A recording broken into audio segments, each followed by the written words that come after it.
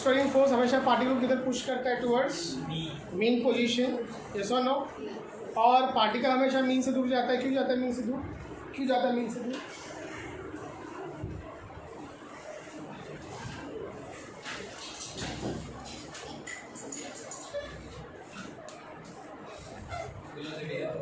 Yes, very good, ताली बजाओ इसके लिए। ज़्यादा होती है।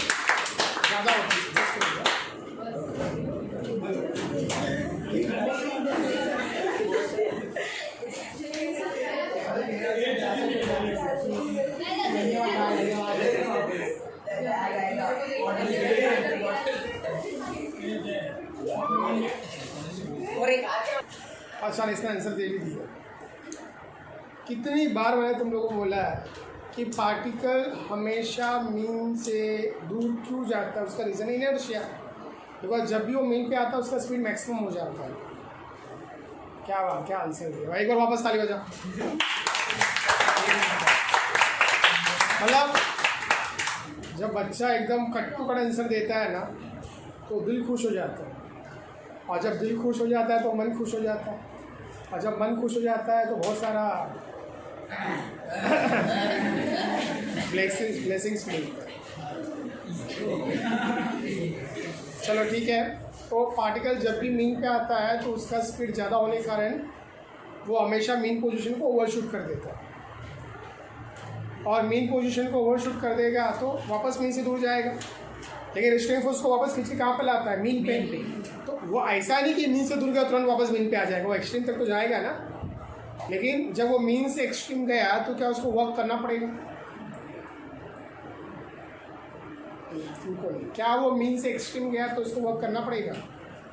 क्यों?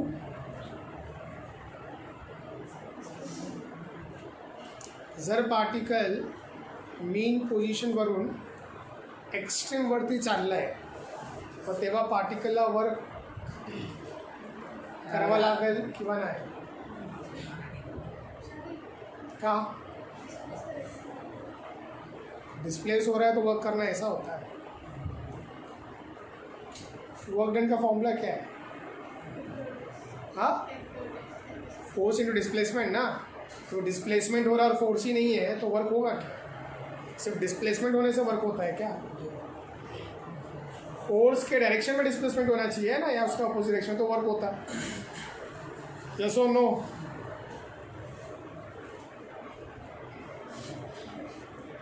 कुछ नहीं जाने। तुम मीन से दूर जा रहे हो, रिस्ट्रेनिंग फोर्स तुमको कहाँ ढकेल रहा है? मीन की तरफ। फिर भी तुम मीन से दूर जा ही रहे हो ना। That means you are struggling to go away from mean position. Struggling मतलब क्या? You have to do work. और वर्क करने के लिए क्या चाहिए? हाथ ऊपर। वर्क करने के लिए क्या चाहिए? वर्क करने के लिए क्या चाहिए? एनर्जी। मीन पे कौन सी एनर्जी सबसे ज़्यादा होती है? यस, वेरी गुड, ताली बजाया जाए। मीन पे उसके पास काइनेटिक एनर्जी ज़्यादा होती है, तो जब वो मीन से दूर जाएगा तो अपने काइनेटिक एनर्जी का यूज़ करेगा। वो अगर काइनेटिक एनर्जी का यूज़ करेगा तो काइनेटिक एनर्जी कम होते जाएगी, और जो वर्क कर रहा है at the expense of kinetic energy वो किस में कन्वर्ट होगा? पोटेंशियल, क्योंकि वो रिस्टोरिंग फोर्स एक कंजर्वेटिव फोर्स है, तो उसके अगेंस्ट में क्या वर्क वेस्ट नहीं होता। जैसे तुम स्प्रिंग को खींचो, स्प्रिंग को खींचने के लिए तुमने स्प्रिंग फोर्स के अगेंस्ट में वर्क किया ना, तुम्हारा क्या वर्क वेस्ट हो गया? कि स्प्रिंग के अंदर स्टोर हो गया? स्टोर हो गया ना। अरे स्प्रिंग खींच के छोड़ तो फिर से स्प्रिंग अंदर आता है ना, तो वही पोटेंशियल किस में कन्वर्ट हो गई? काइनेटिक एनर्जी में। समझा? तो जब भी पार्टिकल मीन से दूर जाएगा it will do work against restoring force. यहाँ पे पावर पॉइंट है क्या? होगा ना?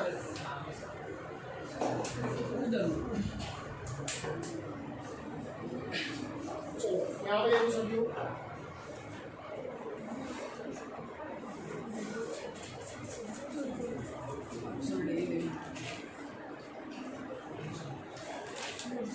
मैंने शायद पोटेंशियल एनर्जी का इसमें डेरिवेशन में कुछ लगा और ड्रॉप कर दिया। वो उधर वाले इसमें बोला था मैंने।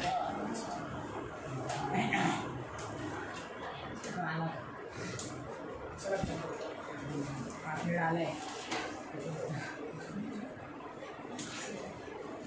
क्या बोल रहा है?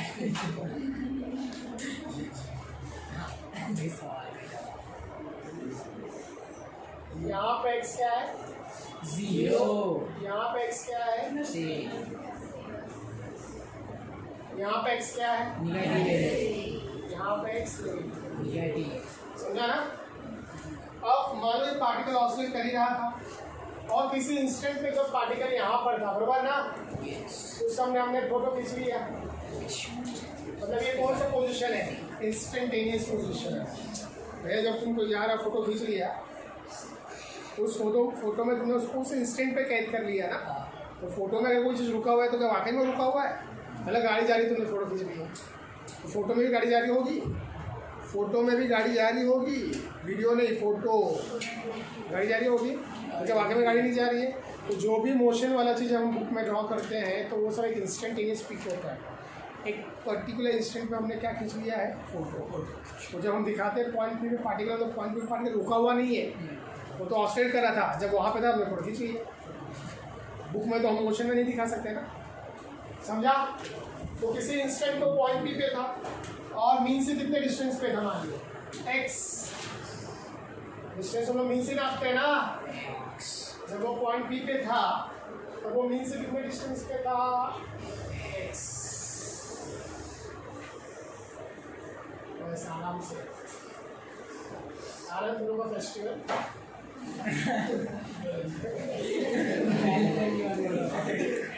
आपका भी चलो मेरा तो mega festival. So point P पे जब है तो वो मीन से कितने डिस्टेंस पे? एक्स डिस्टेंस पे उसमें जो रिस्ट्रेनिंग फोर्स एक्ट हो रहा है वो कहाँ पर एक्ट है? Towards mean. रिस्ट्रेनिंग फोर्स तो हमेशा टुवर्ड्स मीन होता है ना।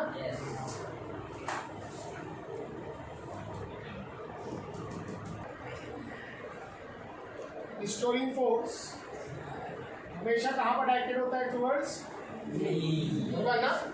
वो लाल वाला क्या है? रिस्टोरिंग फोर्स है। क्या है भैया? Restoring force. तो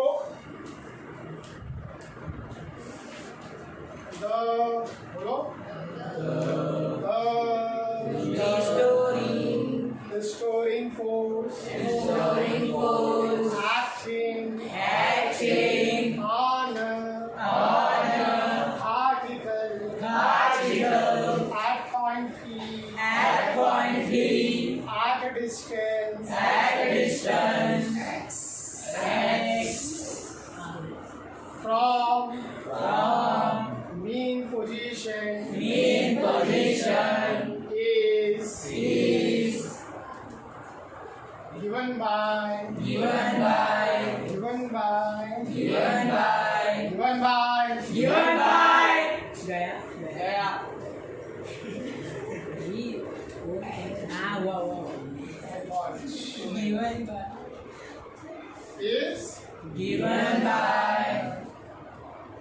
और क्या स्ट्रेन फोर्स आएगा?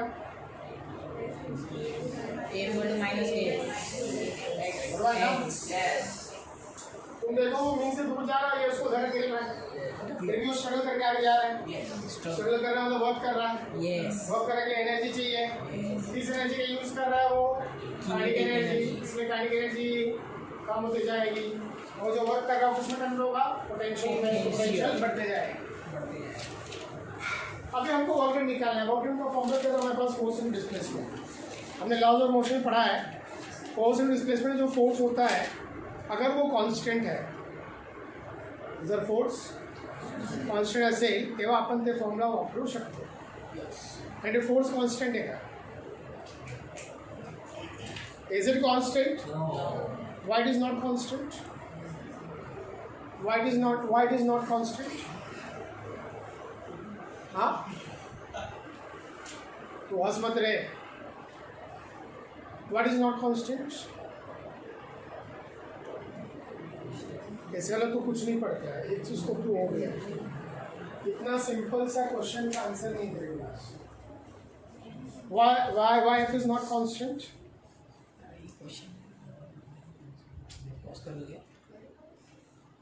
Why F is not constant? F constant क्यों नहीं है? अरे बाप रे, इसको एक कंपेनियन मिल गया. Why F is not constant? Why F is not constant? जेन वाइफ इज नॉट, चलो मैं जा रहा सुसाइड तो एक सिंपल सा आंसर नहीं आ रहा है, एकदम सिंपल सा question. Wife is not constant, बोलो बोलो जल्दी बोलो, wife is not constant, wife is, हाँ फॉर्मूला में ही दिख रहा है, एक्स बदल रहा है तो बदले, शुरुआत तेरे से हुई ना, और तो चेन बनते गया। तुम लोग फॉर्मूला नहीं देख रहे हो, तुमको फॉर्मूला में एफ के फॉर्मूला में एक्स नहीं दिख रहा है, एक्स कांस्टेंट है। माना कि रियल लाइफ में भी एक्स बदलती रहती है, लेकिन यहाँ पर एक्स वाकई में बदल रहा है, समझा? तो यहाँ पे एक्स बदल रहा है तो एफ भी बदल रहा है। अरे गधो, हमने ग्राफ ड्रॉ किया था एफ वर्सेस एक्स का, भूल गए क्या? ग्राफ वो स्ट्रेट लाइन था, एक्स कुछ भी, एफ का वैल्यू फिक्स है, एक्स बढ़ रहा था एफ का वैल्यू भी बढ़ रहा था। तो तुमको ग्राफ मैंने काय के लिए दिया था ड्रॉ करके? हल्दी कुमकुम लगाने के लिए दिया था। हाँ, तुम लोग वो सब अपने दिमाग में रखते नहीं हो। तो एक्स बढ़ेगा तो बढ़ेगा, वेरिएबल है, और क्योंकि एफ वेरिएबल है तो हम वर्क डन का formula force and displacement use कर ही नहीं सकते। फिर क्या करने का? फॉर्मूला तो सिर्फ वही है, तो चालाकी करने का, दिमाग दिया है ना भगवान ने, चालाकी करने का। क्या चालाकी करने का?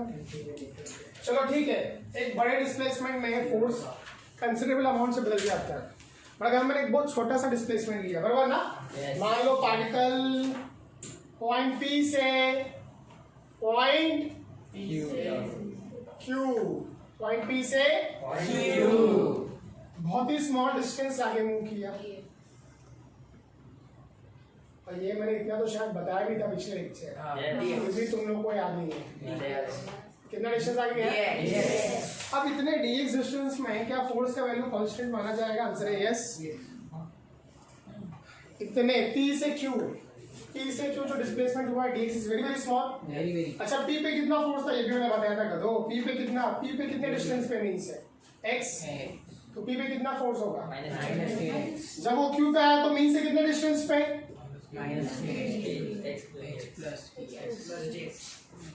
यस और नो? अब मुझे बताओ, x जब तुम p से q मूव किए तो x बहुत ज्यादा बदला, x पे कितना एंटर हो रहा है सिर्फ dx, तो x बहुत ही स्मॉल अमाउंट है, तो f भी बड़ा होगा। f का f क्या हो रहेगा? ये जो f है वो थोड़ा सा बड़ा रहेगा ना, f का क्या हो रहेगा? f प्लस df, यस और नो? dx बड़ा तो ये भी बड़ा रहेगा ना, पर क्योंकि ये बहुत ही छोटा है तो ये भी बहुत ही छोटा है, मतलब तुम यहाँ से यहाँ गए तो f के वैल्यू में ज्यादा अंतर नहीं आया। अगर यहाँ पे f 10 न्यूटन तो यहाँ पे 10.001 न्यूटन है। That means for a very small interval dx, the value of f can be assumed to be constant, not very small. f का वैल्यू स्मॉल नहीं है, dx का वैल्यू बहुत स्मॉल है, इसके लिए f का वैल्यू ज़्यादा बदलेगा नहीं, बहुत कम वेरिएशन आएगा इसके लिए।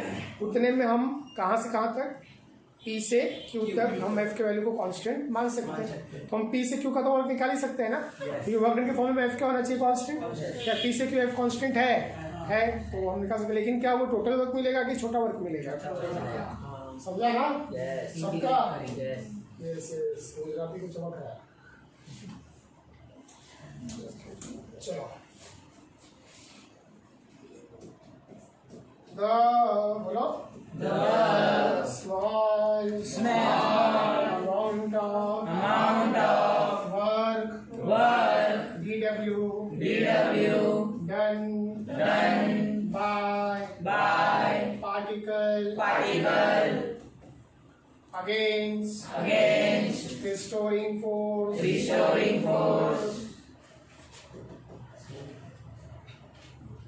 when it moves from point P to Q through a small displacement dx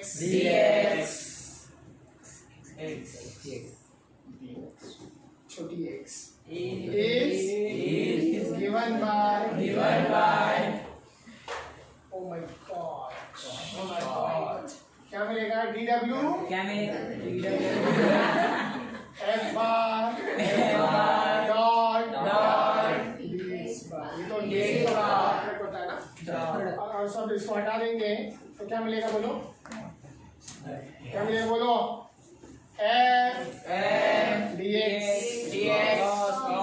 expression मत बोलो, स्टेटमेंट बोलने का निशान देंगे। अब ये थीटा किसके बीच का एंगल है, F और dx ना, थोड़ा आँख फाड़ के देखो, F ऐसा है और दक्षिण ऐसा है ना, dx ऐसा है, F ऐसा है, तो दोनों के बीच का एंगल कितना होगा 180। क्या बात है, क्या बात है, यू पीपल आर स्कॉलर।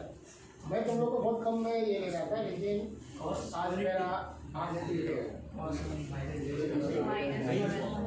तो नासा का फॉर्म भरो।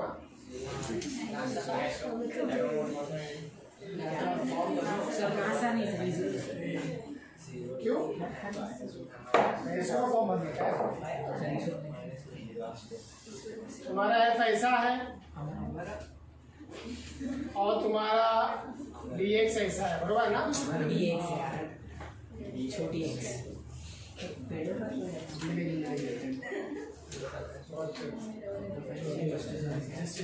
हो रहा है ना, वो आएगी एक्सपीरियंस है sir.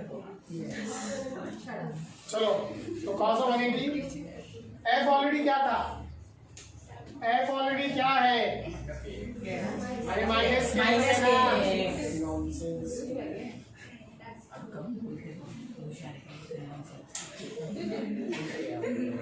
F is minus dx. What is cos of 180? minus 1. Oh my god, you know this? Yes. ISRO का फॉर्म भरो, माइनस माइनस x बराबर ना। हमको छोटा बच्चे की टोटल बच्ची है, हमको जानना था कि 0 से x तक जाने के कितना वर्क किया है ना, हम मान लेते कि 0 से x को हमने dx में डिवाइड कर दिया है, हाई dx पे कितना वर्क हुआ dw, वो सारे dw वर्क को हम लोग समेटेंगे कहाँ से, फ्रॉम 0 to x, हमको टोटल वर्क मिल जाएगा। मैं नहीं करना क्या इंटीग्रेशन सर, ये सर इधर नहीं sir, So the total amount of work that is capital W can be calculated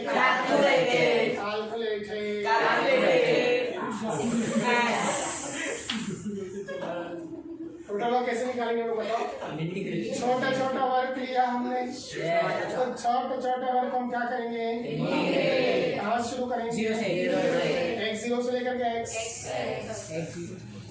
x 0 से x ही बोलेंगे ना उसको। यस तो बेटर मीन्स हम ये x का ही रहेगा ना, dw में क्या है dx है ना, तो dx तो लिमिट भी x का ही होगा, x कहाँ से लेते हो मीन से, x इन पे x वैल्यू क्या होता है 0, और कहाँ तक पहुंचा x तक ना, डायग्राम दिख रहा है ना, क्या 0 से x, यहाँ पे डिस्प्लेसमेंट 0, यहाँ पे डिस्प्लेसमेंट कितना हो गया x ना, मतलब एंड में x तक पहुंचना है x आपको क्या हो रहा है इसको आपको मेरे जैसा निब्बा थोड़ी है। क्या सर, हर रोज उसको याद कर दो, मेरे को बोल दो। कौन बोला याद कर सकते, तो तू ऐसा बोलता है, मैं तो सिर्फ मजाक करता हूँ। सब समझ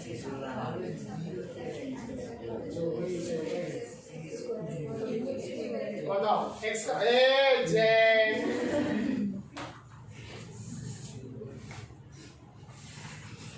हाँ, यहाँ पे x पावर क्या है 1 ना, x²/2। वाह, you know this? Yes.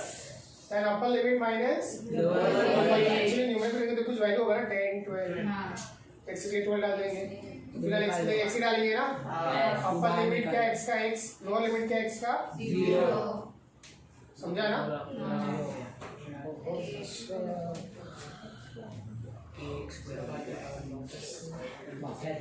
Therefore W equals to क्या हो जाएगा,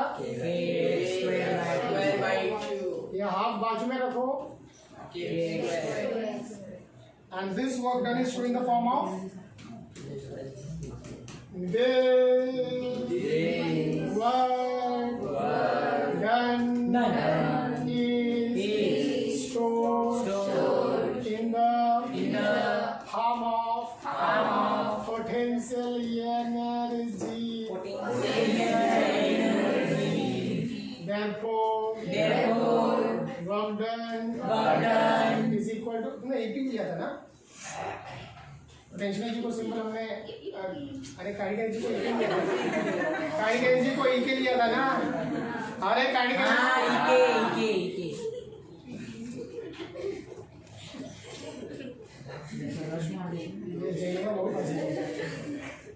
इसको EP ले लेते हो ना therefore EP equal to half k square और ये हमारा मिल गया पोटेंशियल क्या मिला बहुत ज्यादा समझा क्या पोटेंशियल एनर्जी कांस्टेंट है क्या पोटेंशियल एनर्जी कांस्टेंट है वो मीन से दूर जाओगे x बढ़ेगा तो पोटेंशियल बढ़ेगी वही तो बोल रहे थे ना देखो मीन से दूर जाने में अगर पोटेंशियल बढ़ रही है तो कौन सी एनर्जी कम हो रही है काइनेटिक एनर्जी तो खेला हो रहा है ना यहाँ पे एनर्जी कंजर्व हो रहा है एनर्जी का लॉस नहीं हो रहा है अगर काइनेटिक एनर्जी कम हो रही है तो जितने अमाउंट से काइनेटिक एनर्जी कम हुई उतने अमाउंट से पोटेंशियल बढ़ेगी तो काइनेटिक एनर्जी मीन पे मैक्सिमम थी एक्सट्रीम पे 0 थी पोटेंशियल मीन पे 0 है और एक्सट्रीम पे मैक्सिमम होगा तो निकाल लेंगे उसको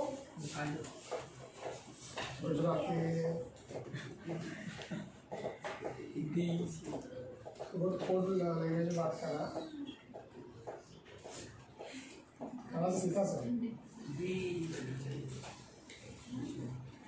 कहीं से प्रेरणा दिलवाते गए अच्छा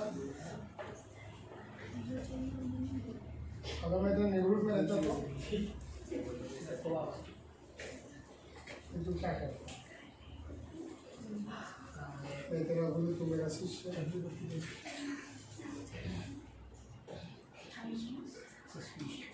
चलो और स्पेशल केस में हम लोग क्या करेंगे स्पेशल केस में हम लोग क्या करेंगे दूसरी स्पेशल केस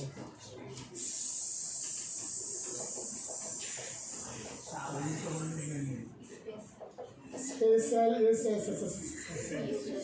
ये और ये सी है केस 1 कहाँ पे निकालेंगे हर जगह एक्स का वैल्यू बदल रहा है और जब पोटेंशियल है होगी जहाँ पे हमको एक्स पता है वहाँ पे निकाल के छोड़ दें कहाँ पे हमको एक्स पता है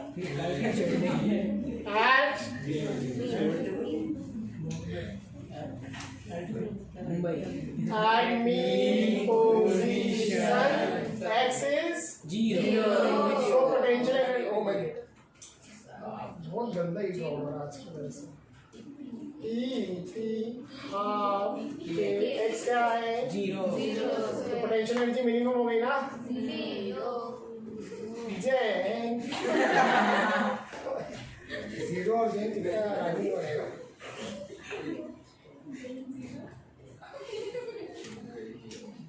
इसको समझा भी नहीं केस 2 बोल गुजराती केस 2 क्या है eight extreme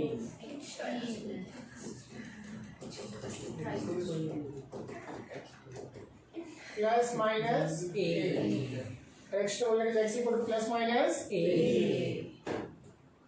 what is EP EP is half के एक्स क्या प्लस माइनस दोनों साथ में लेंगे एनर्जी तो स्केलर क्वांटिटी होती है ना एनर्जी स्केलर क्वांटिटी कभी नेगेटिव नहीं होगी तो प्लस का स्क्वायर बी स्क्वायर माइनस का स्क्वायर बी ए स्क्वायर तो पोटेंशियल एनर्जी क्या मैक्सिमम है ना और अगर तुमको याद होगा कि काइनेटिक एनर्जी भी मैक्सिमम मीन पे थी उसका वैल्यू कितना था हाफ के स्क्वायर वहां पोटेंशियल क्या हो गया मीन पे 0 और एक्सट्रीम पे एनर्जी क्या हो गया था 0 और एक्सट्रीम पोटेंशियल एनर्जी क्या हो गया maximum half k square total half k square ही है ओके चलो आगे बढ़ते हैं ये सारा वैल्यूज तुमको याद रखना है ठीक है दिख रहा है दिख रहा है मैं एक काम करता हूँ पहले ऊपर लिख लो तुम लोग उसके बाद में मैं नीचे वाला पार्ट को हमने लास्ट टाइम डायग्राम बनाया हो गया था सर तो जो है बाकी का लिखो ना दो फ्रेश पेज पे graphical representation of energies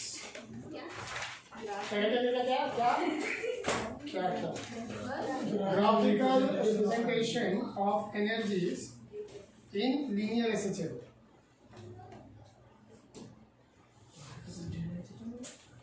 Oh no. Graphical representation of energies in y system में एनर्जी है और डिस्प्लेसमेंट यानी कि x इसको हमने लिया है allow which x is x तो यहाँ पे x क्या हो जाएगा ये मीन है ना यहाँ पे x क्या लिया जाएगा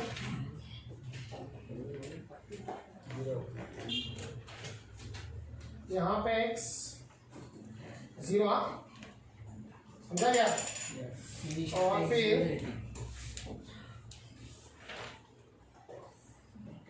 चारों ज्यादा x कितना हो सकता है प्लस है तो उसका पहले एक बाउंड्री चीज देने का इधर x कितना है यहाँ तक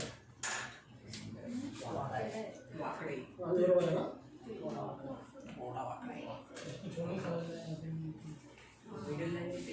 चलो ये रूम बंद कर सब उधर जाके देखो सब दिख रहा है ना x प्लस है और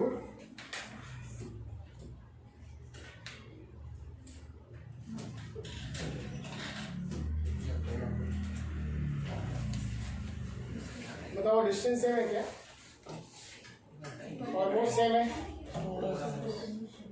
अभी किसका रखना बस थोड़ा सा बस थोड़ा थोड़ा बोल के बस ठीक है बस बस बस और यहाँ पे x क्या है माइनस ए अब ध्यान से देखना टोटल एनर्जी कितनी होती है अगर मैं तो बाजू में छोटा सा डेरिवेशन कर दूं तो तुमको कोई प्रॉब्लम नहीं होना चाहिए मुझे करा देना चाहिए था बट तुम ग्राफ के बाजू में ही कर देना एक्सप्रेशन ऑफ टोटल एनर्जी जिसको हम लिखेंगे ई समझा तो टोटल एनर्जी क्या होगा दो ही एनर्जी उनका सम को टोटल बोलते हैं ना kinetic plus what is kinetic half k square minus a square what is potential half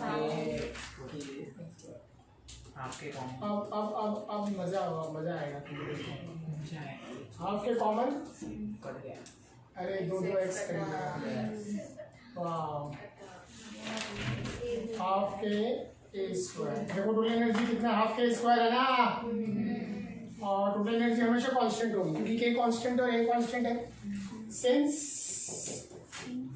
के एंड ए आर और ए क्यों कांस्टेंट को हमने रेजिस्टेंस बोल रहा हूँ फ्रिक्शन 0 लिया था ना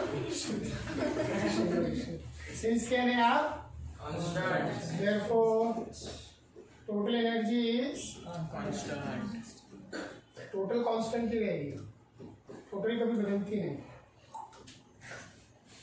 समझा मान लो और तुमको ये आंकड़ा देख के कुछ दिमाग में आ रहा हाफ के इस पर है क्या मीन पे यही एनर्जी पोटेंशियल के सॉरी काइनेटिक के फॉर्म में और एक्सट्रीम पे ये एनर्जी पोटेंशियल बीच में मिलावट है मतलब समझो मान लो टोटल एनर्जी 100 जूल है तो हर जगह टोटल एनर्जी कितनी रहेगी 100 ये पूरा 100 मीन पे किस फॉर्म में है काइनेटिक मतलब मीन पे काइनेटिक कितनी 100 जूल पोटेंशियल कितनी है 0 दोनों का सम टोटल कितने 100 ही ना टोटल उतना ही है तुम मीन से दूर जाओ काइनेटिक एनर्जी 100 से 80 हो गई पोटेंशियल 0 से कितना हो जाएगा 20 80 प्लस 20 100 टोटल उतना ही है मीन से और दूर जाओ का एनर्जी कितनी होगी 80 से 50, पोटेंशियल 20 से कितनी होगी 50, 50 से 50 मतलब एक ऐसा भी पोजीशन है जहां पर दोनों एनर्जी इक्वल होती है।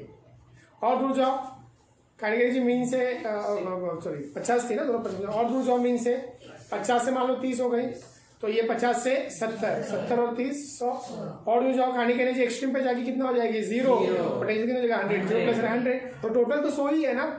इसमें क्या हो रहा है, खेला हो रहा है किसके बीच में, काइनेटिक और पोटेंशियल में। अच्छा, मीन पे पूरी की पूरी एनर्जी प्योरली किस फॉर्म में है, काइनेटिक एनर्जी, वहां पे कोई मिलावट नहीं है।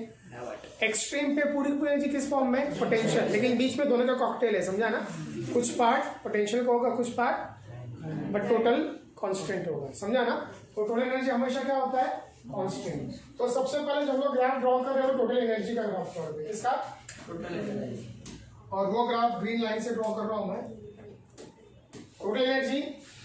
तो मीन से इस तरफ जाओ, ये माना एनर्जी लिया ना मैं एक्सिस पे, 10 जूल, 20 जूल, 30 जूल, 40, 50, 60, 70, 80, 90, 100। तो तुम मीन से इस तरफ जाओ तो भी टोटल एनर्जी कितनी रहेगी, इस तरफ जाओ तो भी कितनी रहेगी, टोटल एनर्जी विल बी, क्या बोला मेरे को सुना, हाँ व्हाट इज दिस, और जेरी स्पीकिंग, समझा, व्हाट इज दिस, ये किसका ग्राफ है, टोटल एनर्जी का। तो मीन से देखो टोटल एनर्जी 100 जूल मान लो, ये कोऑर्डिनेट 100 जूल है, इस तरफ जाओ तो टोटल एनर्जी कितनी रहेगी 100, इधर जाओ तो भी टोटल तो 100 ही रहेगी, टोटल में कोई कम ज्यादा नहीं होगा, बिकॉज यहाँ पे एनर्जी का लॉस नहीं होगा। तो ये ग्राफ किसका है, टोटल एनर्जी का। और टोटल एनर्जी कितनी होती है बताओ, एनर्जी है ना हाफ, इधर है मार्किंग, इससे ज्यादा एनर्जी नहीं हो सकती। तो इधर जाओ तो भी हाफ के स्क्वायर, हाफ के टोटल एनर्जी फिक्स रहेगी। ये ग्राफ किसका है, टोटल एनर्जी का, समझा ना। This graph is for total energy, green वाला ग्राफ, समझा ना। अब आता है काइनेटिक पे। मीन पे काइनेटिक एनर्जी क्या होती है, मैक्सिमम, ये मीन ही है ना, कितनी होती है, हाफ के स्क्वायर ही होती है ना। और तुम मीन से दूर जाओगे तो काइनेटिक एनर्जी कम होती है ना, ये एनर्जी है ना, मीन से दूर जाओ तो काइनेटिक एनर्जी कितनी, 100, 80, 50, 30, 0 ना।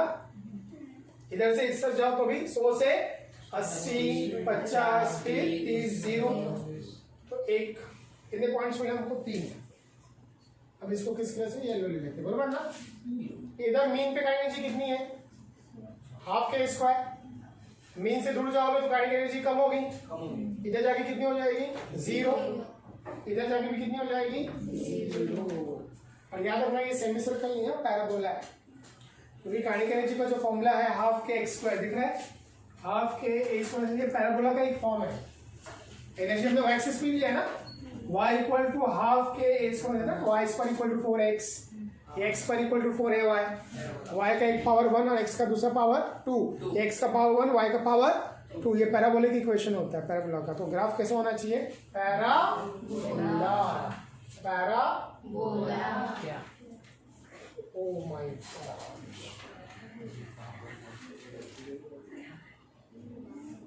समझा, इस तरीके से पैराबोला होना चाहिए। थोड़ा गड़बड़ी हो गया पर ठीक है, तुम चला लेना। हमारे फ्री हैंड ड्रॉ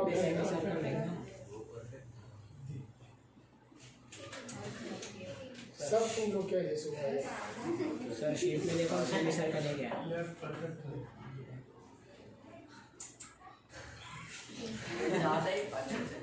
सर बस अभी ऐसी होती तो सर अच्छे से लाइन मारते।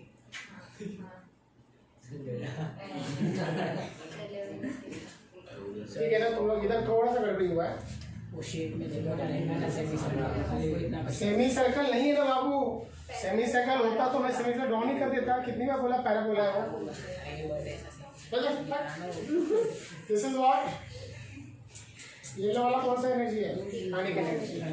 अब हम लोग करते हैं draw potential energy. Potential energy के लिए हम लोग पिंक, नहीं तो हो गया वो वाला पिंक, नीचे वाला लाल नहीं थे सर, वो लास्ट वाला, लास्ट वाला ये पिंक, ये हाँ ये वाला। चलो पोटेंशियल एनर्जी, पोटेंशियल मीन पे कितनी होती है 0, और जब दूर जाते हो तो पोटेंशियल बढ़ती जाती है ना, और एक्सट्रीम पे जाके कितनी हो जाती है, हाफ के स्क्वायर। एक्सट्रीम पे जाके कितनी हो जाएगी, हाफ के स्क्वायर। तो ये उल्टा पैराबोला बनेगा। यहाँ पोटेंशियल 0, इधर एक्सट्रीम पे बढ़ गया ना जाके, वो भी पैराबोला का फॉर्म तो क्लियरली दिख रहा है ना। ये y कोऑर्डिनेट और ये x ना, y इक्वल टू हाफ के x स्क्वायर, पैराबोला का एक फॉर्म है। ये भी कैसा होगा, पैराबोलिक।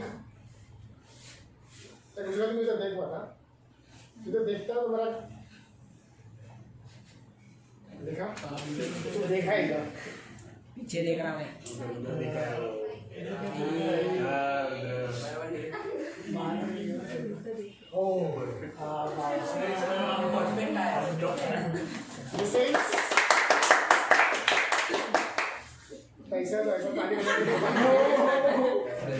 अच्छा थोड़ा सा तो भी गड़बड़ी हो गया, तुम देख सकते हो यहाँ पे थोड़ा बिट ज्यादा है, इधर बिट कम है, तो तुम मैनेज कर लेना। ये कौन सा पॉइंट है मालूम, जहाँ पे दोनों ग्राफ इंटरसेक्ट हो रहे हैं, याद बोला था ये 100 से 80, ये 0 से 20, फिर ये 80 से 50, ये 20 से 50 इक्वल हुआ था ना। तो तुम देखो जब तुम मीन से दूर जाओ तो काइनेटिक एनर्जी 100 से 80, 70, 50 ना, ऑपरेशन उल्टा वाला था, 0 से 20, 30, 50 बराबर ना। तो ये कम हो रहा था और ये बढ़ रहा था। तो ये वो पॉइंट है जहाँ पे दोनों एनर्जी क्या है, इक्वल। और ऐसे कितने पोजीशन है जहाँ पे दोनों एनर्जी, दो ना, एक लेफ्ट हैंड साइड में और एक राइट हैंड साइड। तो ऐसे दो पोजीशंस है जहाँ पर काइनेटिक एनर्जी और पोटेंशियल क्या होगा, इक्वल। तो ये वो पॉइंट है, ये वो पॉइंट है, ये वो पॉइंट है, ये वो पॉइंट है, ये पॉइंट वो है जहाँ पर दोनों एनर्जी क्या होता है, इधर लिख दे रहा हूँ। और ऐसे दो पोजीशंस तुमको मिलेंगे, एक लेफ्ट हैंड साइड में और एक राइट हैंड साइड में। तो मैं इसको हाईलाइट कर देता हूँ और वो हमको निकालना पड़ता है।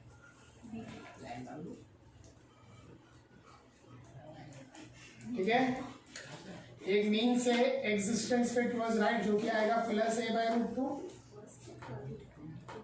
समझा, मैं बताता हूँ कैसे आएगा। और एक मीन से लेफ्ट सिमेट्रिक है ना, कितना x equal to minus a/√2। ऐसे दो पोजीशन है जहां पर काइनेटिक पोटेंशियल के इक्वल होगी।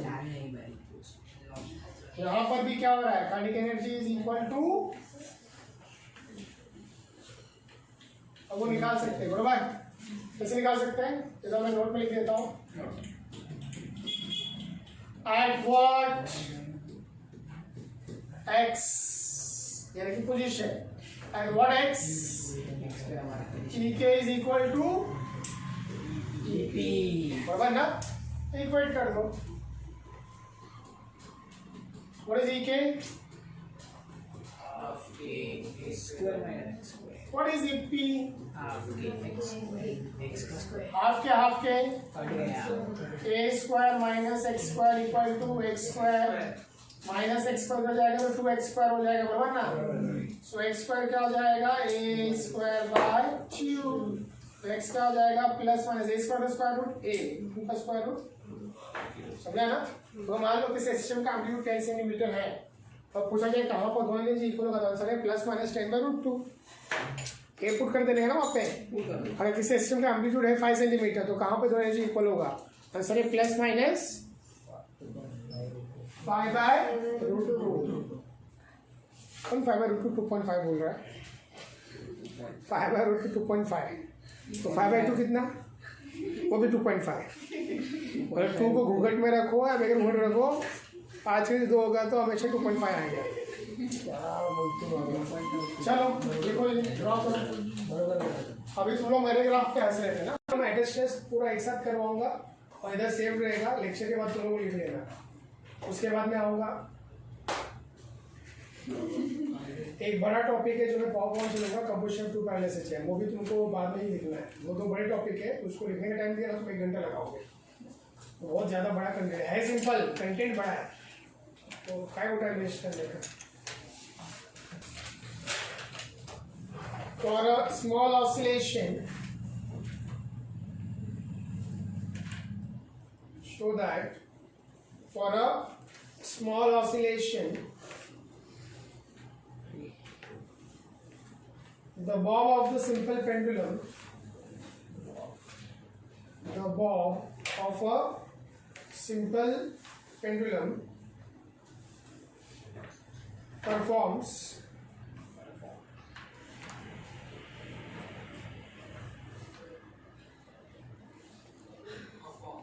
linear SHM. Performs linear SHM. क्या लिखा? Show that for a small oscillation, the bob of the simple pendulum performs linear SHM. मेरे बात किसका लेक्चर है तुमको? हाँ तो आज देखो, तुम हमेशा भाग जाते हो ना। आज लेक्चर के बाद सिर्फ तुम आधा घंटा बैठोगे तो हो जाएगा तुम्हारा। हाँ ठीक है। प्रिपरेशन है ना? प्रिपरेशन के लिए है ना? ये तो अच्छी बात हो गई ना। वैसे भी बैठना है, वैसे भी बैठना ही है। तो सोचा कोई बैठे उठते बैठे ना, वो आधा पौना घंटे में तुम्हारा हो जाएगा। ज़्यादा कुछ पावर पॉइंट से रहेगा, कुछ यहाँ से रहेगा बस।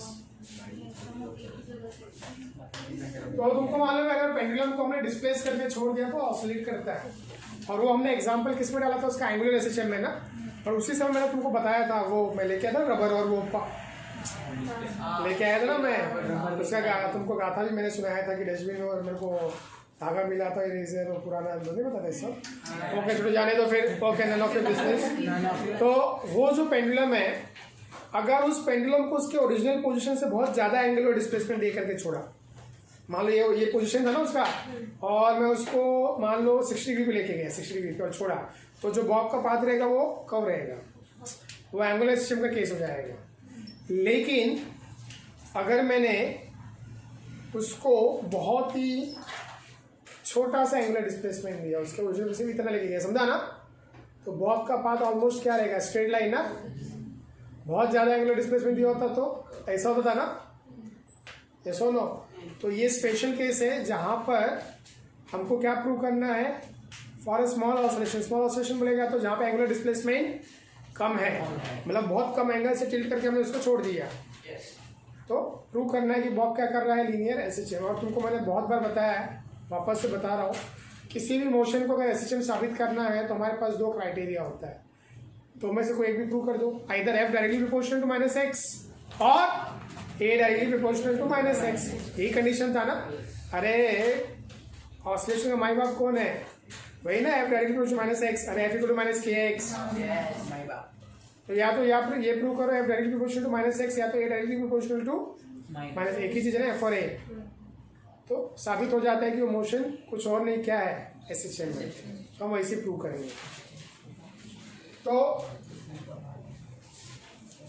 यहाँ पर हम लोग ने कुछ अजम्पशंस लिए हैं, वो अजम्पशंस में तुमको डिटेल कर दूंगा। ये क्या है? लाइन है। और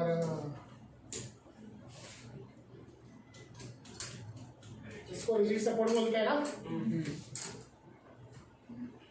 अभी एक्चुअल में हमारा एंगुलर डिस्प्लेसमेंट बहुत छोटा है, लेकिन ऑन पेपर में थोड़ा ज़्यादा दिखाते हैं, बिकॉज तो रिजोल्यूशन ऑफ फोर्सेस में थोड़ा डायग्राम कंजेस्टेड हो जाता है, बहुत बेकार दिखता है। ये उसका ओरिजिनल पोजीशन था, और यहाँ पे यार वो पेंडुलम का लाइन बहुत बड़ा है, ऐसा मान के चलो। अगर जैसे तुम सर्कल में पढ़ते हो ना, एक बड़ा सर्कल है, अगर एक बड़ा सर्कल है, एक बड़ा, ये एक छोटा सर्कल बराबर, और ये एक बड़ा सर्कल, इन दोनों में अंतर क्या मालूम है? अगर तुमने छोटा सर्कल का एक छोटा सा पार्ट लिया तो तुमको कर्वी दिखेगा, बरोबर ना। लेकिन बड़ा सर्कल का एक छोटा सा पार्ट देख लो, क्या दिख रहा है? स्ट्रेट लाइन ना। नो तो अगर पेंडुलम का लेंथ बहुत छोटा है, बरोबर ना, और उसको हमने ऐसा डिस्प्लेस किया तो उसका पाथ तुमको कैसा दिखेगा? कर्वी दिखेगा, बरोबर ना। लेकिन अगर पेंडुलम का लेंथ बहुत बड़ा है और एंगुलर डिस्प्लेसमेंट बहुत ही, तो उसका पाथ ऑलमोस्ट तुमको क्या दिखेगा? ये तो एक्चुअली ये सर्कल का सेंटर समझो, ये बड़ा रेडियस बन गया ना, समझा क्या? और ये छोटा बन गया। व्हाट इट, तू क्या सोच के हंस रहा मुझे नहीं पता, लेकिन मुझे नहीं चमका तू क्या सोच रहा है। अगर मुझे चमकता तो मैं भी हंसता। चलो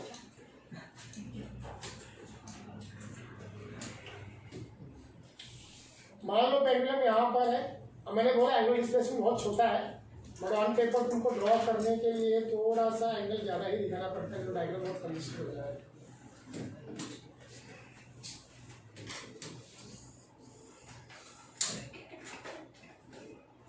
यहाँ पर दार लगा है। ये हमारा बॉब है,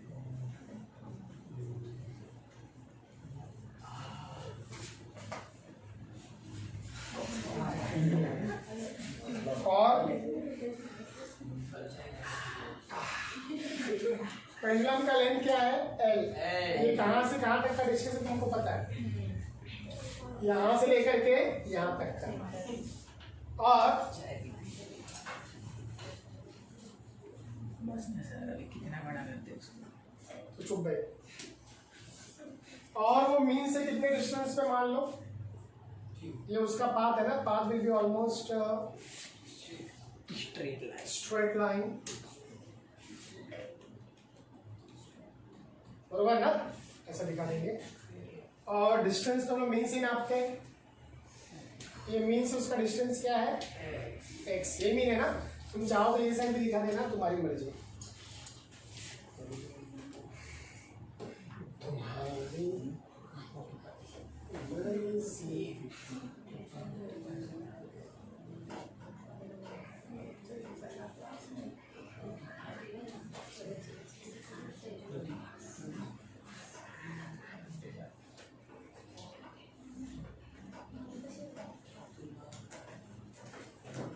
ठीक है,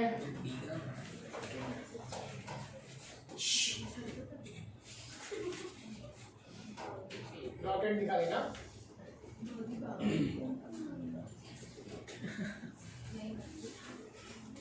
कौन हंस रहा है फर्स्ट बेंच पे?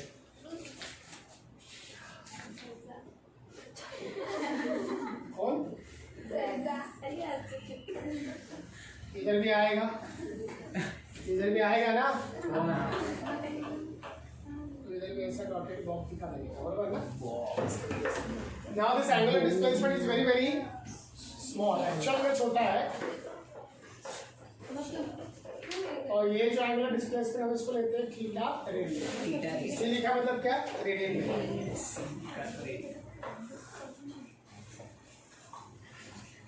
माहिन बात मत करो।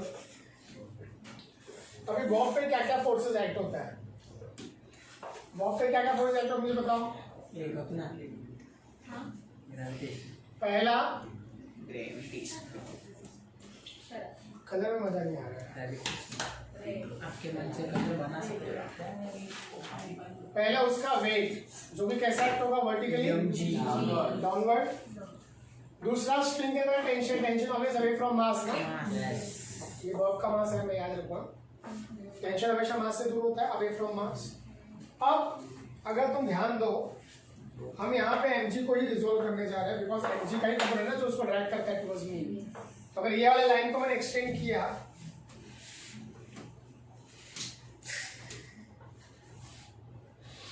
ये वाले लाइन को अगर मैंने एक्सटेंड किया यहाँ पर, oh my God,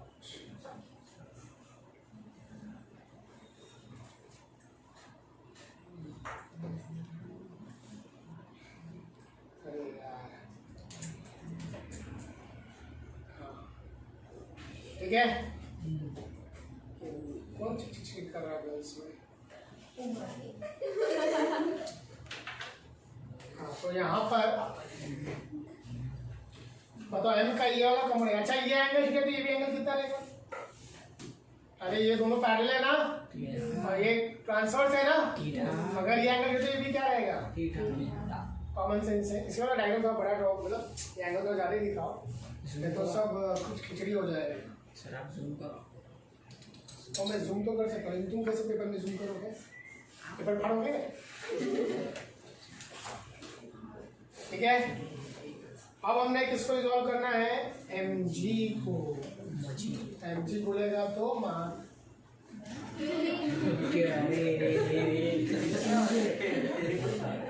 Mahatma Gandhi बोलेगा। महात्मा गांधी को हमारा प्रणाम। सुबह सॉल्ट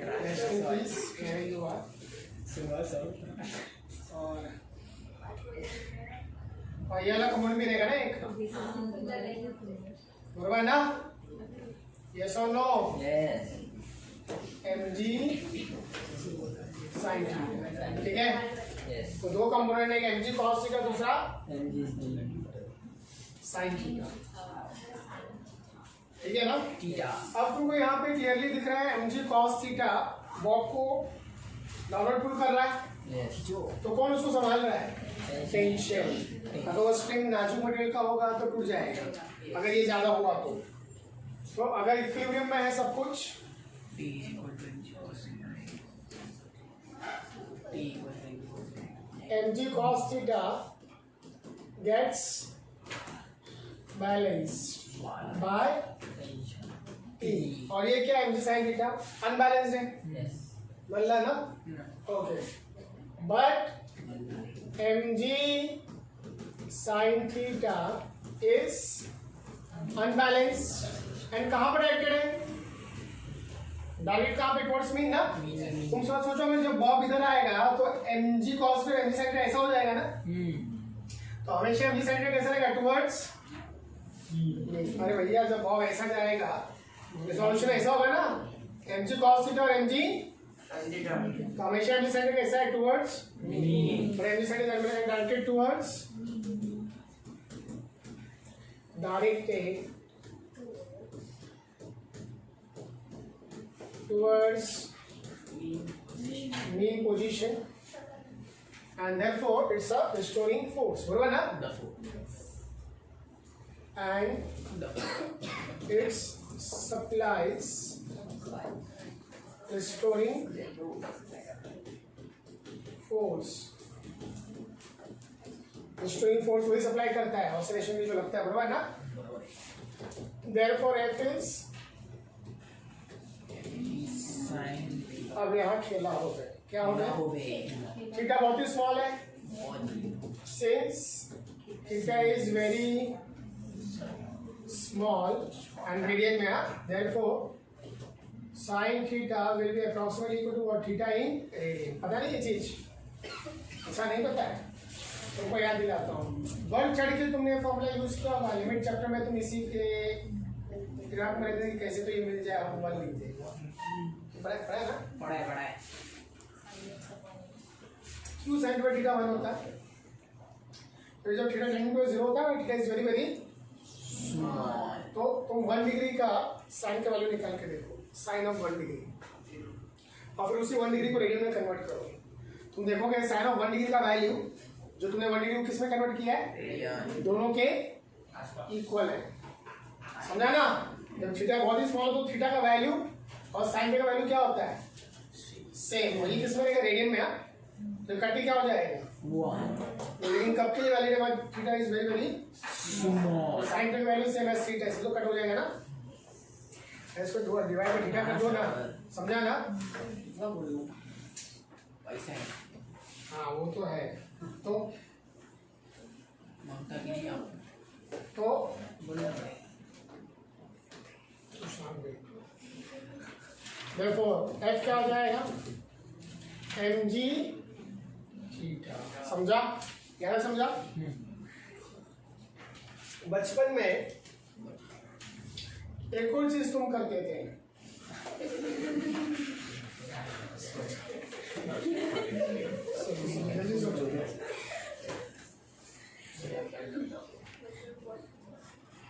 अच्छा कौन बोला ये? बचपन में बहुत कुछ करते थे।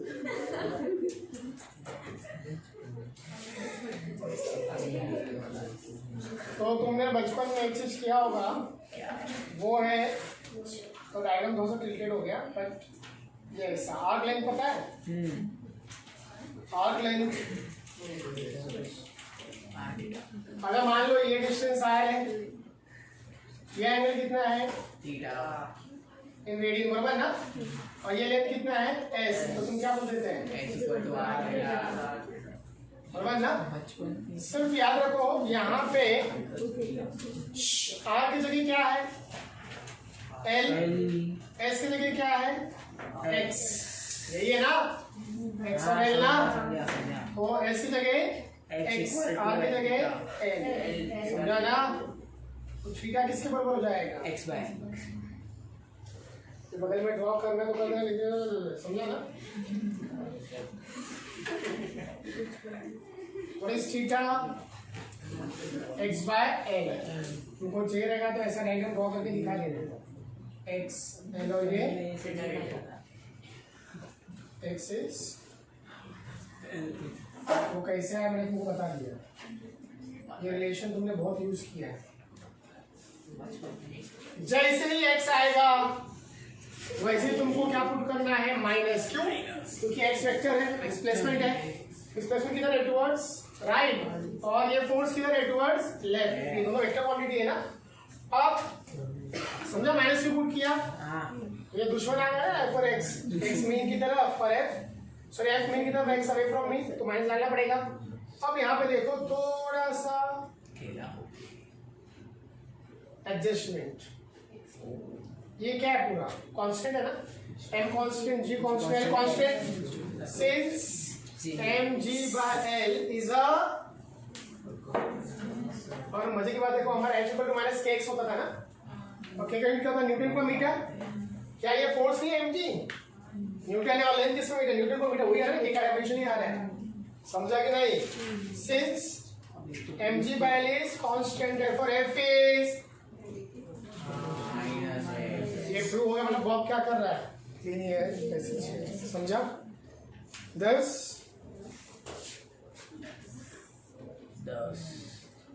Bob performs linear आया समझ में, इसे assumptions लिख के ले लो fast. Following are the assumptions made, जो क्वेश्चन लिखा था ना उसमें पहले assumptions लिखो। Following are the assumptions made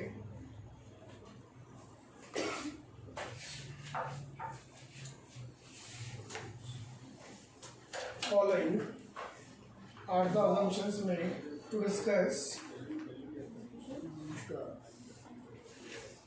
following are the assumptions made to discuss linear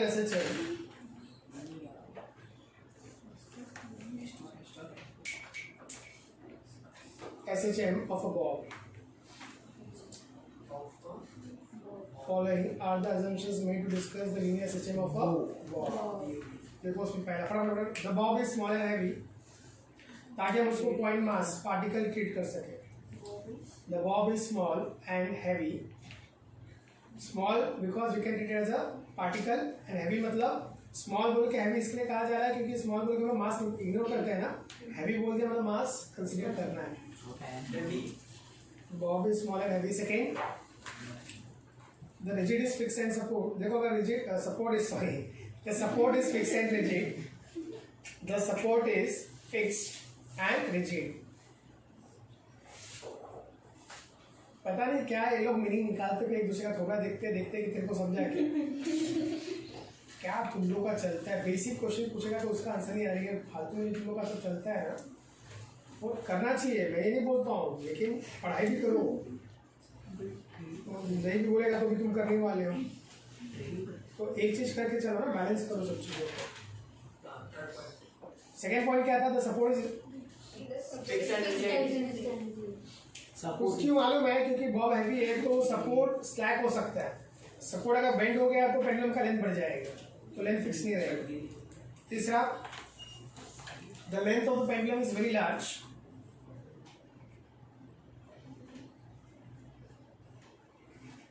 the length of the pendulum is very large and the angular displacement is very small. मैं मार देगा तेरे को सीबीएसई, ज्यादा हंस मत। And the angular displacement is very small, such that the path of the bob is along a straight line.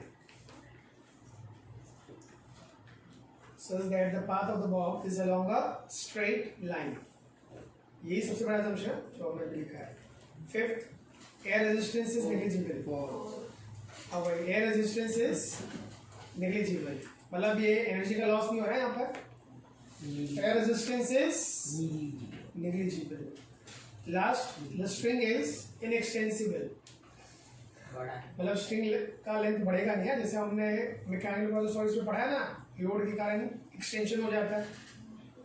The string is inextensible. मतलब string कैसा है, उसका लेंथ बढ़ेगा नहीं है, वो है ना नीचे. अगर लेंथ बढ़ गया तो पेंडुलम का लेंथ बदल जाएगा. समझा? तो ये तुमको जब भी तुम बैठोगे एक्स्ट्रास के लिए उस समय का कौन सा आप इसको सेव करना पड़ेगा. कर लेंगे ना. क्या लिखूं? आज क्रेडिट लिख दूं? नहीं. कीबोर्ड क्यों नहीं आ रहा? हाँ, कीबोर्ड क्यों नहीं आ रहा है? कितना खुश हो रहा है. Method of oscillation. Here the expression for the method of oscillation. Method of oscillation of simple. मैं आज कुछ भी जाएगा, टेंशन आ गया. मैंने कम से कम 3-4 दिन में कब तोड़ा है.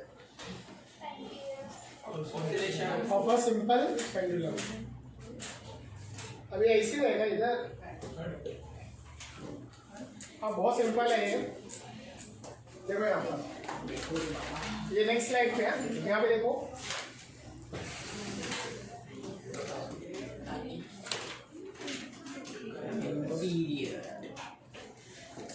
थोड़ी देर पहले तुम्हें देखा कि बॉब पे कितना डिस्ट्रीम फोर्स एक्ट था, -mgx/L ना.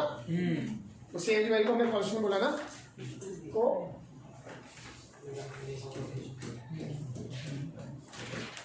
the restoring force acting on a ball is what F equal to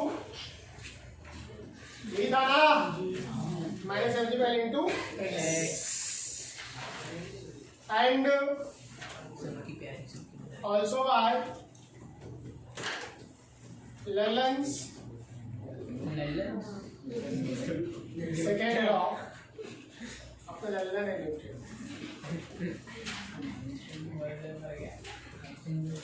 from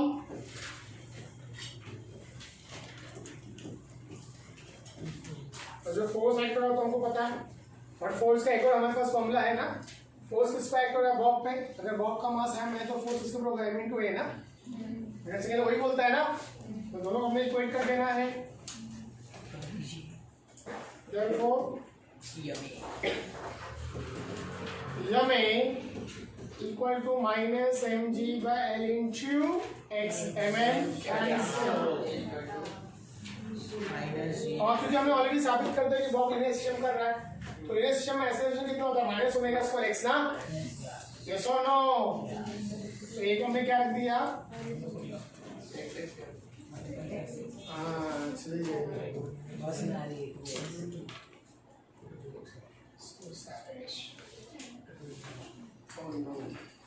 -1 भी cancel.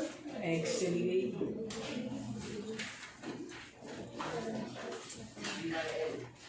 Therefore, what is omega? Under root of. And we know that what is omega? What is omega? Omega is 2π/T ना. Yes or no? तो हम लोग क्या करते हैं मालूम है? इसके नेक्स्ट स्टेप में लिख देते हैं ताकि दूध और पानी का पानी रेडी हो जाए.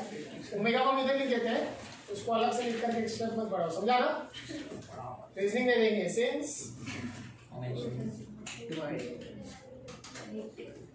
2π ये फॉर्मूला पता है ना, और यूज किया रहेगा. Therefore T equal to 2π√L/G.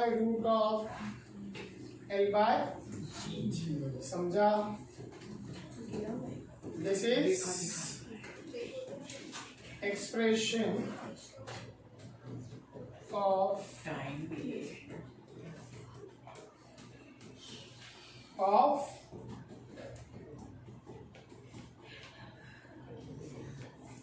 simple pendulum. और तुम क्लियरली देख सकते हो टी किसे डिपेंड कर रहा है? एल और जी पे. तो मेरे पास दो पेंडुलम है, दोनों एक ही जगह पे, दोनों अर्थ पे है। अर्थ पे वाला जी का वैल्यू सेम है दोनों के लिए, लेकिन एक का लेंथ बड़ा और एक का लेंथ छोटा है, तो किसको एक कॉस से ज़्यादा टाइम लगेगा? जिसका लेंथ बड़ा है, क्योंकि टी एल के साथ क्या है, डायरेक्टली प्रोपोर्शनल है ना। गलत क्या सही? टी एल के साथ डायरेक्टली प्रोपोर्शनल है कि रूट ऑफ एल के साथ डायरेक्टली प्रोपोर्शनल है? लेंथ अगर 4 गुना किया तो टेम्परेचर 2 गुना हो जाएगा, समझा ना। तो टी किस पे डिपेंड करता है? एल और जी पे। और इससे रिलेटेड लॉज आते हैं, तो वो बोर्ड्स में तुम्हारे लिए इंपॉर्टेंट है, तो इसी में हम नोट में लिख देते हैं। तो अगर लिख दूँ उस तरफ लिखूँ, ये अलग सा क्वेश्चन है, लॉज ऑफ सिंपल पेंडुलम, समझा ना। तो मैं इसी में लिख देता हूँ। रास्ता क्या है? रास्ता क्या है? वो हंसी तो चलता है, हम हंसी तो नहीं चलता। कौन हंसी तो चलता है भाई? ये कैमरे का फॉर्मूला है, तो इसलिए हमारे पास 3 लॉज है।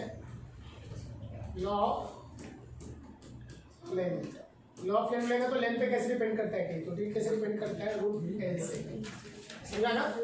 एक स्टेटमेंट लिख देता हूँ मैं, तो बाकी सबका स्टेटमेंट तुम खुद लिख सकते हो। The trade off oscillation of simple pendulum is directly proportional to square root of its length, बराबर ना। तो टी इज रूट एल। अब इसका यूज कैसे करने का तुमको पता है। अगर लेंथ L1 से L2 है तो टेम्परेचर T1 से T2 हो जाएगा ना, और डायरेक्ट वेरिएशन में तो क्या रहेगा? T1 by T2 is equal to root of L1 by T2, इसलिए तो उसको यूज करते हैं। फिर दूसरा है law of acceleration due to, क्योंकि दो अलग अलग जगह पे जी का अलग अलग होगा ना। अरे किया ना तुम लोग ने, एक्सेलरेशन टू ग्रेविटी, हाइट के हिसाब से, डेप्थ के हिसाब से, सरफेस पे भी लाइट के हिसाब से चेंज होती है। स्टेटमेंट क्या बताओ? जी से inversely to root of g से, रूट ऑफ तो calculate time of oscillation is inversely proportional to square root of its नहीं आएगा, square root of acceleration due to gravity. ठीक हो गया ना। ये लाइन मतलब क्या है स्टेटमेंट के लिए तुमको याद आएगा, बराबर ना। अगर तुम मून से आगे गए तो जी बदलेगा, मून पे जी कम है, अगर मून पे जी कम है तो वहाँ पे टाइम पीरियड ज़्यादा होगा, मतलब मून पे मोशन बहुत स्लो हो जाएगा, एक ऑसिलेशन में ज़्यादा टाइम लगेगा, समझा ना। अर्थ पे फास्ट होता है, फटाक से एक ऑसिलेशन, फटाक से हो गया मतलब कम समय लगा ना। तो अर्थ पे जी का वैल्यू ज़्यादा है इसलिए टी कम होगा, और मून पे जी कम है इसलिए टी ज़्यादा होगा, बहुत स्लो हो जाएगा। तो दो अलग अलग जगह के लिए टाइम पीरियड T1 T2 ले लेते हैं, बराबर ना। क्या है होता है ऊपर इनवर्स है ना। तीसरा और चौथा कुछ नहीं है, बट लिख देता हूं मैं। लॉ ऑफ मास, क्या टाइम पीरियड वॉक के मास पर डिपेंड करता होता, तो मास आता था ना टाइम पीरियड के फॉर्मूला में। तो लॉ ऑफ मास क्या है? The time period of simple pendulum is independent of mass। चौथा law of isochronous,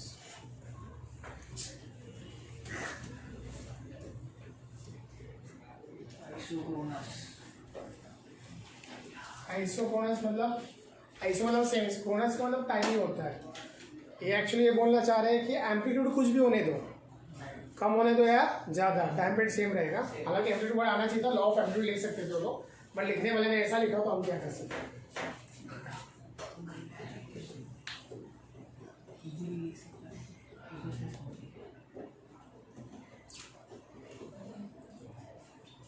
the time period of oscillation of simple pendulum, ऐसा लिखने का।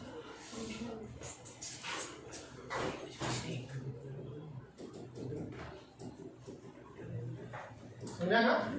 इधर level time period of oscillation of simple pendulum, बराबर ना। ऐसे लिखा ना मैंने। समझा सर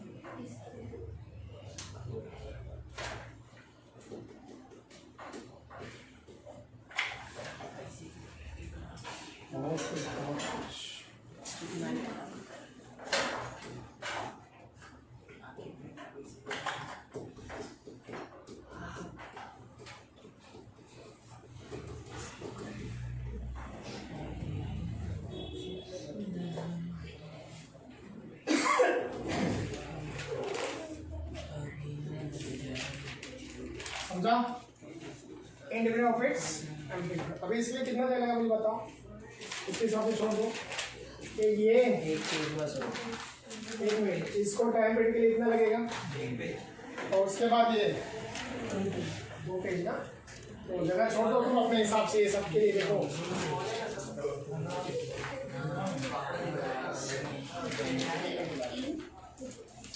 तीन साइड छोड़ दो, 3 साइड और सेवन साइड 3 साइड छोड़ दो, 3 साइड छोड़ के आप हेडिंग दो seconds pendulum, seconds pendulum.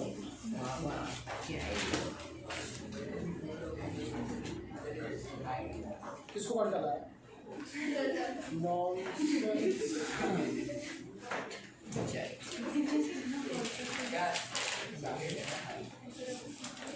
Seconds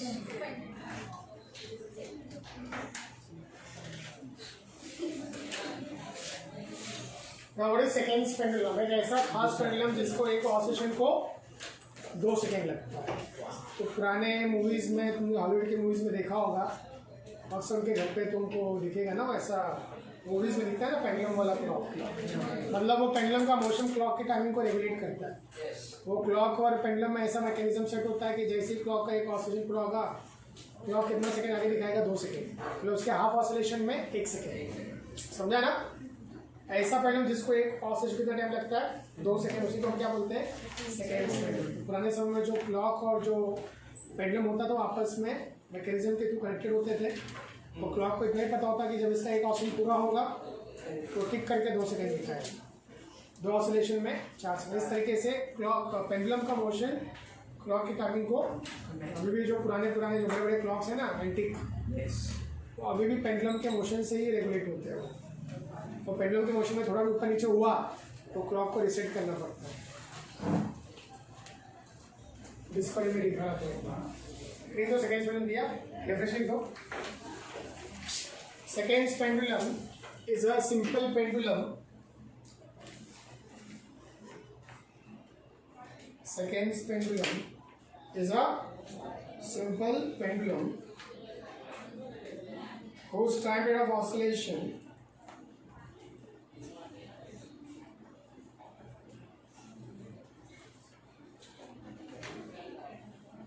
seconds pendulum is a simple pendulum whose time period of oscillation is, अच्छा 2 पूरा वर्ड में लिखना, 2 सिंबल में डालना न्यूमेरिकल वैल्यू, ऐसा TW और 2 लिखना। whose time period of oscillation is 2 seconds.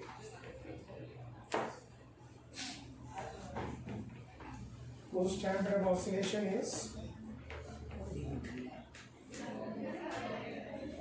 2 seconds.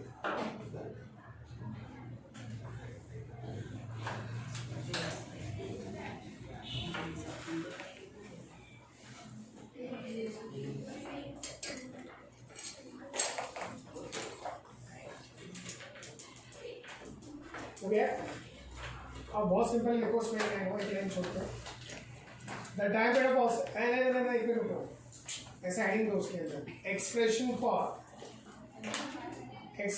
For length of a seconds pendulum, expression for length of a seconds pendulum. अब यहाँ पे सुनो, हमने अभी तो थोड़ी डिस्कस करें कि टी एल पे डिपेंड करता है ना, तो अगर T2 चाहिए तो एल का कुछ स्पेसिफिक वैल्यू होना चाहिए ना, मतलब किसी भी लेंथ के लिए टी का वैल्यू 2 होगा क्या? टी का वैल्यू 2 एक स्पेसिफिक लेंथ के लिए होगा ना। हमने पेंडुलम का कितना लेंथ रखना चाहिए ताकि उसके एक ऑसिलेशन को 2 सेकेंड लगे, तो उसका लेंथ स्पेसिफिक निकालें। टी कितना पुट कर देंगे? 2 रख करके निकालेंगे। देखो क्या लिखा उसमें, तो उसमें देखो एक्सप्रेशन है, डेरिवेशन है, देखो उसमें the time period of oscillation of simple pendulum, the time period of oscillation of simple pendulum is given by the time period of oscillation of simple pendulum is given by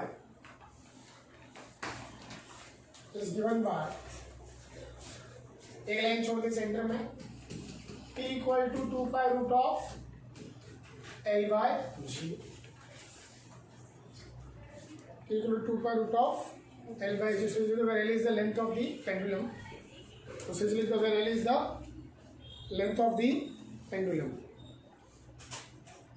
where L is the length of the pendulum. आया समझ में?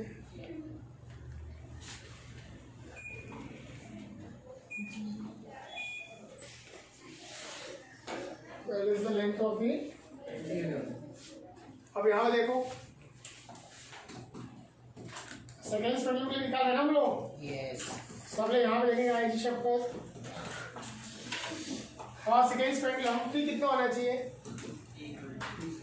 2 second ना, वही उसका definition है ना.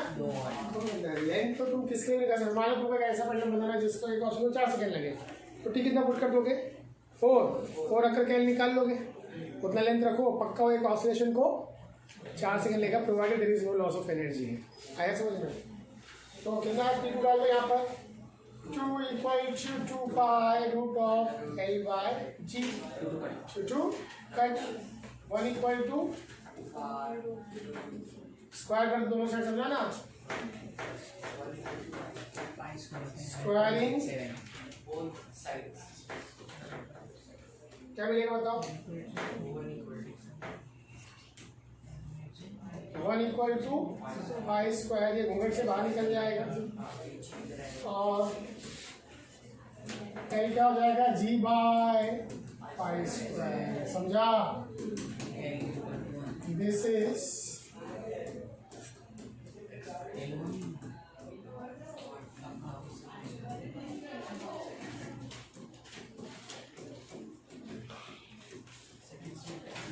तो अगर समझो तुमको मून पे सेकेंड पेंडुलम चाहिए तो मून का जी का value divide by pi square कर दो, तो जो भी लेंथ आएगा उतना लेंथ मेंटेन रखो. मून पे उसको एक ऑसिलेशन कितना टाइम लगेगा? 2 सेकेंड. लेकिन अगर वो अर्थ की बात करें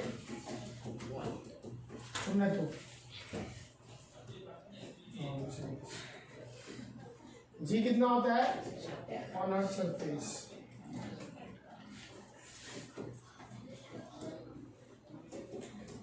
जी अप्रोक्सीमेटली सब जगह कितना होता है?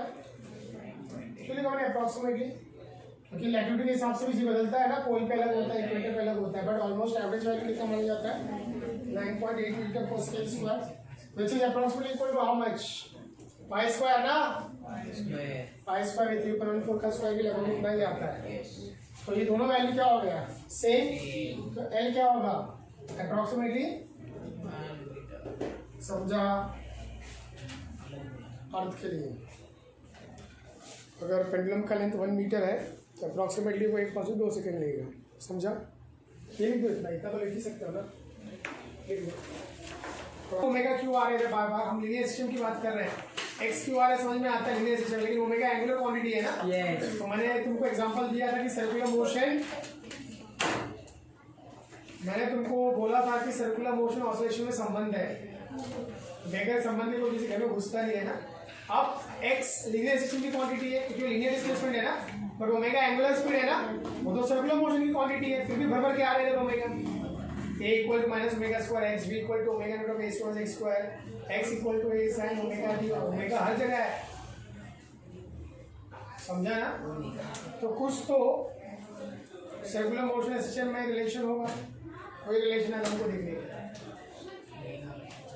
समझा? और मैंने उसका 2 एग्जांपल तुमको दिया था कि कितनी आसानी से सिस्टम को हम सर्कुलर मोशन में या सर्कुलर मोशन को एसएचएम में कन्वर्ट कर सकते हैं. मैंने स्विंग मशीन का एग्जांपल दिया था. स्विंग मशीन पता है? स्विंग मशीन, अरे सिलाई करने वाली मशीन, उसका व्हील गोल घूमता है, बट नीडल क्या करता है? गोल घूमता है कि अप एंड डाउन ऑसिलेट करता है. तो हमने सर्कुलर मोशन को किस पे कन्वर्ट कर दिया? ऑसिलेशन में. मतलब यहाँ पे हमने देखा सर्कुलर मोशन ऑसिलेशन में आसानी से कन्वर्ट हो रहा है. दूसरा, हमारे जितने भी व्हीकल के इंजन होते हैं उसमें सिलेंडर और पिस्टन होता है. सिलेंडर में फ्यूल आता है, जलता है, बर्न होता है, एक्सपांशन होता है, पिस्टन को ढकेलता है, फिर पिस्टन वापस नीचे आता है, फिर समझा ना। तो पिस्टन सिलेंडर क्या करता है, अप एंड डाउन ऑसिलेट करता है। तो हमारा व्हील भी अप एंड डाउन ऑसिलेट करता है। गाड़ी स्टार्ट किया, हमारा व्हील घूमता है ना। तो इंजन में पिस्टन क्या करता है, अप एंड डाउन ऑसिलेट करता है, पर व्हील गोल गोल। तो यहाँ पर हमने ऑसिलेशन को किस में कन्वर्ट कर दिया, सर्कुलर मोशन में। तो कितने आसानी से सर्कुलर मोशन एसिशन में कन्वर्ट होता है, और एसिशन रिश्ता है तो ही ना, ये उसके घर में तो उसके घर में है रिश्ता।